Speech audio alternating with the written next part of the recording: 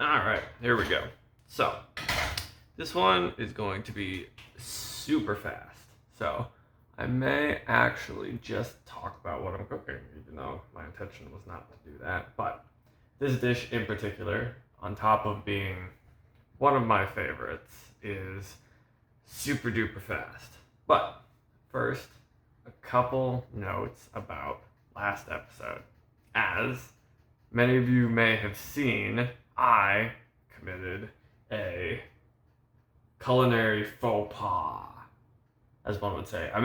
Not only did I commit a culinary faux pas, but I also made an ass of myself because I made a big fucking whoop about washing my cutting board and then completely and totally forgot to wash my knife. So, were this a food service establishment, that would have been a big deal. But luckily, this is my kitchen. I'm cooking this for myself. And so, it's no fucking big deal because I I mean, I am not a person of compromised immunity. As a matter of fact, I actually intentionally try to eat things that are, um, one would say, high risk foods. As in, like, I'll eat things that are um, closer to like their expiration date or perhaps even like a little bit rotten. So long as I don't find them like somatosensorily like repulsing. If they don't like smell terrible or are like obviously slimy or something like that. If they're just a little bit funky, I actually go out of my way to eat things like that because I am of the opinion, the belief that is, um, that doing so increases the robustness of your microbiome and increases your immunity to things like that. Now, I will not um, push that belief onto others when I'm working as a professional in a professional kitchen. That would be wrong and dangerous because I can eat garbage and or salmonellas, but if I did that to, customers, you could kill someone and that's dangerous. So, yes, know that as a professional, I follow much more robust food service etiquettes, and we have systems in place to make sure no one gets sick. But this is my fucking kitchen, and so if I forget to wash my knife every once in a while, it's no fucking big deal. Even though, like I said, I did make an ass of myself. I was like, I'm gonna fucking wash the cotton board, and look, I'm gonna wash it, I'm gonna flip it, and I'm gonna show you. I'm gonna make a big fucking deal, and then immediately, like, I don't know. Maybe most of you didn't even notice that, but I'm sure that there's some people who are just watching or like, oh, God, oh, the salmonellas. Ah. I did not, in fact, get the salmonellas. I'm fine. It was delicious. Anywho, this is one of my favorite dishes. This one's gonna be super fast, especially because unfortunately this New York strip is significantly thinner than I would like. But it's usually fast either way. And so what it is it's just my favorite way of cooking steak, and it's a way of improving like a cheap New York strip. So like thing about like cheap meat is I don't need tongs right now. I need tongs later. I just use my fingers. It's good quality meat, but like the things that people like from like a nice aged steak is that it has kind of like a little bit of funkiness. Yeah, we get back to the funkiness. Is it has some like funkiness, and it brings out some savory kind of like nutty,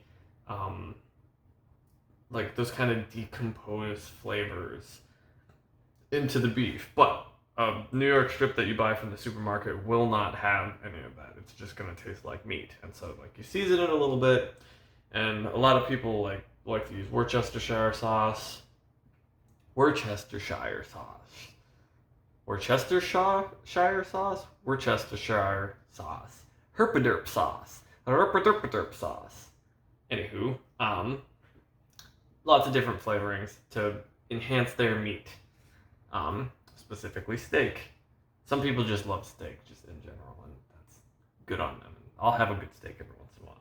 But what I like to do is I like to hit it real fast in a cast iron.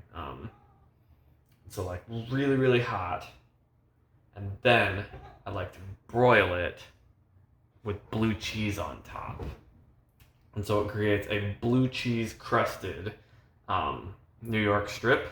And it's really good because I love that funkiness of blue cheese. And I think that like it's a way of kind of simulating the that kind of funky twanginess that you get from like a really good aged steak, but with cheap steak, and you can do it fast. And you do it so fast actually that the hardest part about this is actually is not overcooking it. And that's going to be really hard because the steak is really thin. I don't know why the butcher's cut it that thin. It's a New York strip. It's supposed to be like yay thick, but whatever. Okay, so here we go. We're going. And then I'm turning on my fume hood because otherwise this is going to get really smoky. So you're going to have to deal with the ridiculous fan noises. I know you're just deal with it. Alright, and then we hit bam. Goes in. It's actually probably a little too hot.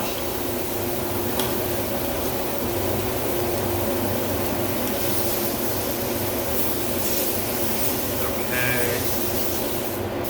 Bam.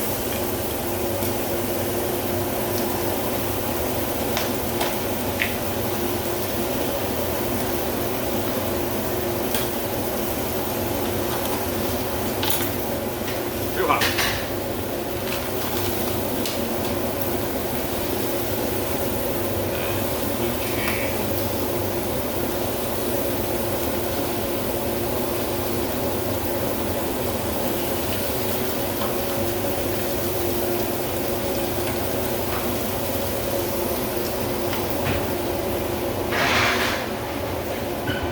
Broil it. That can go off.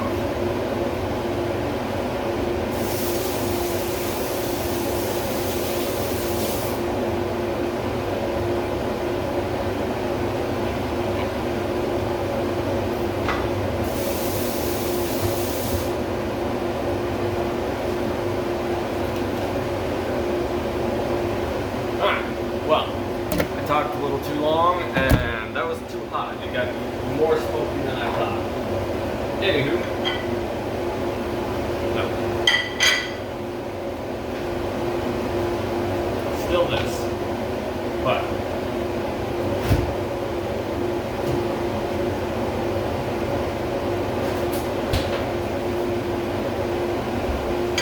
as always, since this is a super fast dish,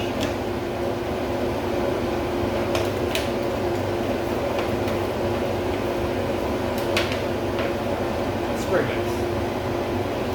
I need to get more spring mix. Because that's kind of like the last little sad bits at the bottom of the box. Okay. Alright. Sorry about that. It was necessary. I don't actually have smoke alarms in this part of it. Don't fucking tell anyone. I don't know if it's supposed to be like that, but I like it like that because then I can't set the smoke alarms off. Although it might not actually need it because this is Texas, and Texas is like, fuck your regulations. And that's what I like about Texas. Alright, now, you pull this out. Unfortunately, I get the feeling that no matter what I do, I'm gonna overcook the shit out of this steak because they're so thin and like.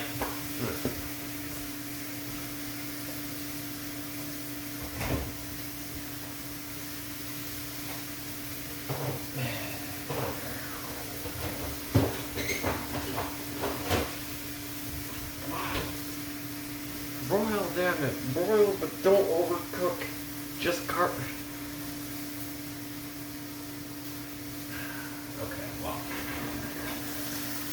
that is not adequately broiled. But we're gonna split the difference, unfortunately, even though that's just kind of means you lose on both fronts. But we're pulling this off.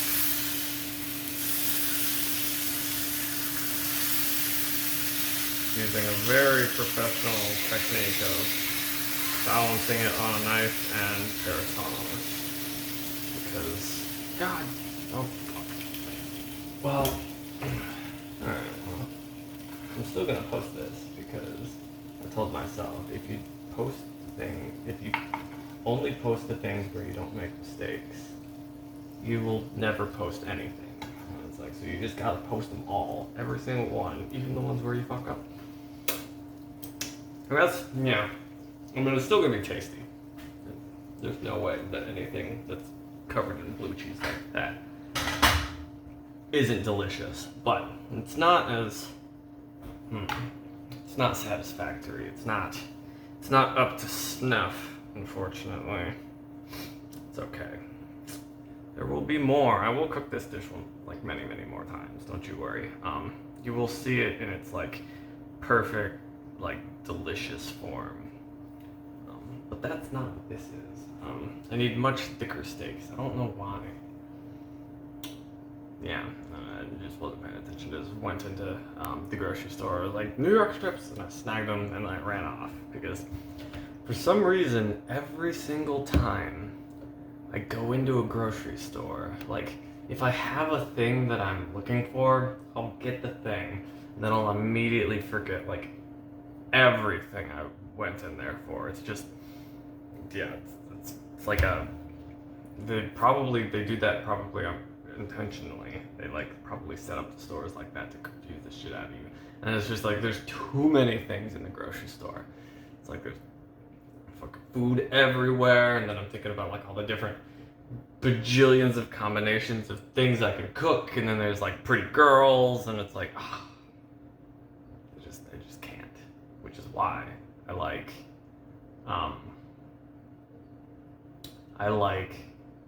selecting the stuff via curbside pickup, and then like going and picking up curbside and not going into the store, even though going into the store is fun in its own right. And then you still get to flirt with the cute little like attendant girls who bring food out to you, and that's always fun. Okay. Anywho, this is also probably not rested long enough, but we're gonna go on it just so you and I can go on our merry ways. We can set this behind us.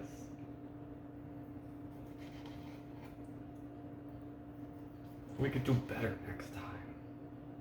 Might not do better, might fuck it up again. But this is a pretty low bar to reach, unfortunately. Don't get me wrong, it's still good tasty. Fucking love this dish.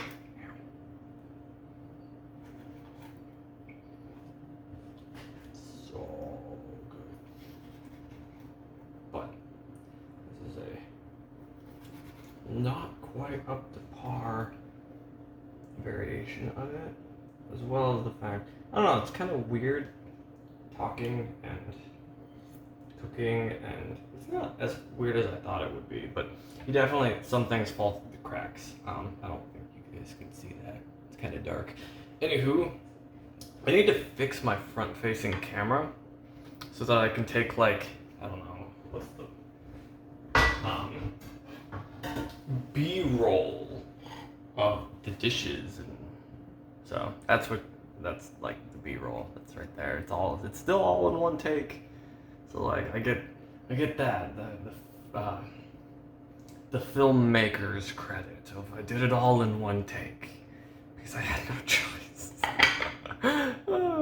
And also just like if I introduced editing into this, there's just one more thing, it just wouldn't get done. I'd be like, I don't want to make a video, I have to edit it. It's like, fuck that.